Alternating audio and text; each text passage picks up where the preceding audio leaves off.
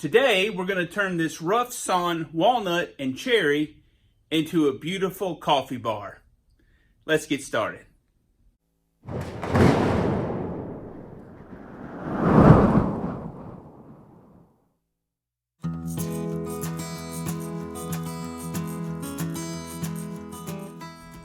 Mrs. Tinkerer has been perusing Pinterest again, and she's found a couple of examples of kitchen bar cabinets that she really likes. And she's informed me that we need one for our kitchen.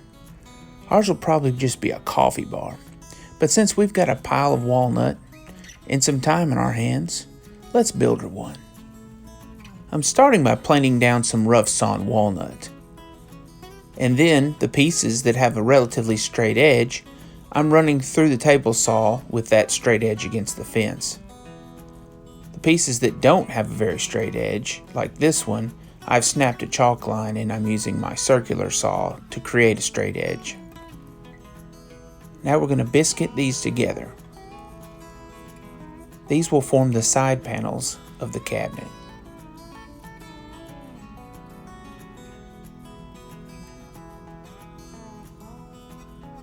We'll do 2 of these total.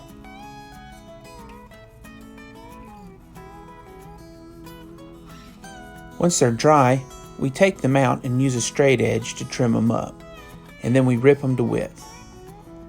I'm going to add another piece to the base of the cabinet, and I'm doing that here with some more biscuits. You can see the base is going to be wider.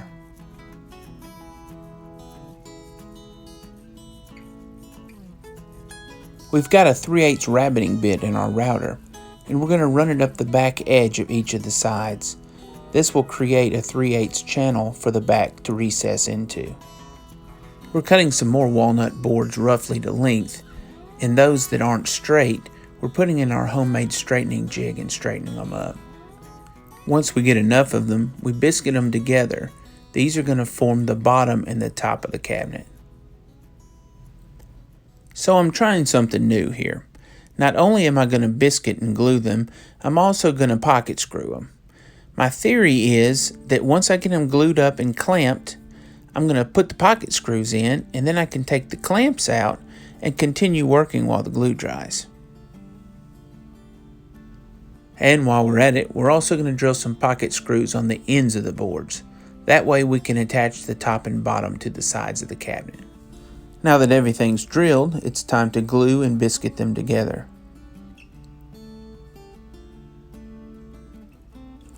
Once everything's clamped up, we lift the whole contraption up to access the bottom, and we install our pocket screws. And my theory worked just fine. I was able to take the clamps off and continue working. Now we're ripping them to width. And using some spacer blocks and several clamps, we're going to clamp the bottom in place. Now using our pocket screws from the bottom, we're attaching it to the side. And we'll repeat this process on the other side, as well as the top. Now it's time to turn our attention to the bar top. I've got this beautiful cherry. What I've done is skip planed it. That means leaving some of the saw marks and patina on it. The blue tape is so that I can mark for my biscuits on it. Remember, we want to leave the saw marks and the patina, and if I had marked the cherry, I wouldn't have been able to get the pencil marks off without destroying it. Next, we have to glue a cleat on the side of the cabinet to set our bar top on. After we glue it, we're going to use a few brads to hold it in place. Once we get both on, we set our bar top on top of it and we clamp it while the glue dries. I'm not fastening this with fasteners. I don't want any nails in the bar top. Next, we're going to make the bead board that goes on the back of the cabinet. We first start by ripping some walnut to 2.5 inches. And once we get it plain smooth on both sides, we take it to the table saw where we've set the fence up 3/8 of an inch away from the blade, and the blade is raised a little over halfway through the board. And after flipping it end for end to finish the cut, we have a 3/8 inch thick board.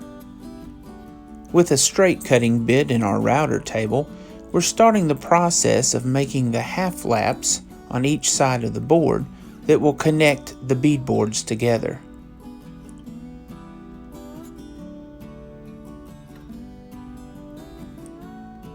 And here you can see the start of the half laps. It'll take a total of 2 passes on each board to get to the correct depth.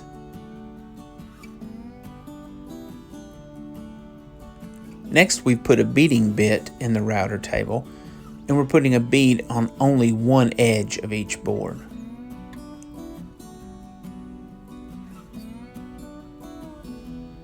And once we've run all the boards, we start installing them on the back of the cabinet. No glue, just narrow crown staples here. And the boards fit perfectly in that 3/8 inch rabbet we routed earlier. Each subsequent board overlaps the previous one, making for a really tight fit. And this is what it looks like from the front. Next, we're going to add some face frames. We're just nailing and gluing these.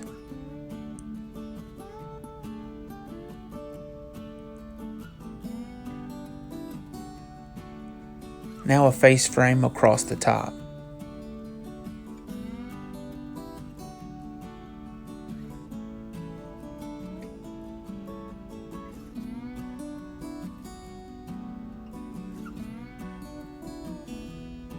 We're making our own crown molding.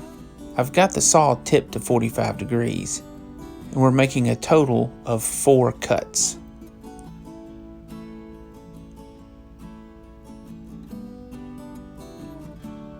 And this is what it looks like.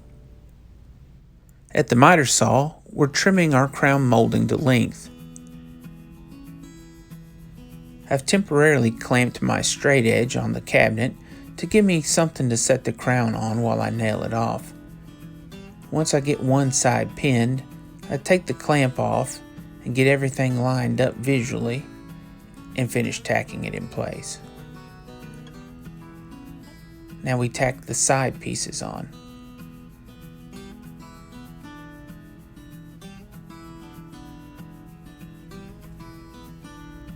Well, this looks like a good place to stop this video. We got quite a bit accomplished. We got the main body built, as well as our bead board and our crown molding, and that beautiful cherry top.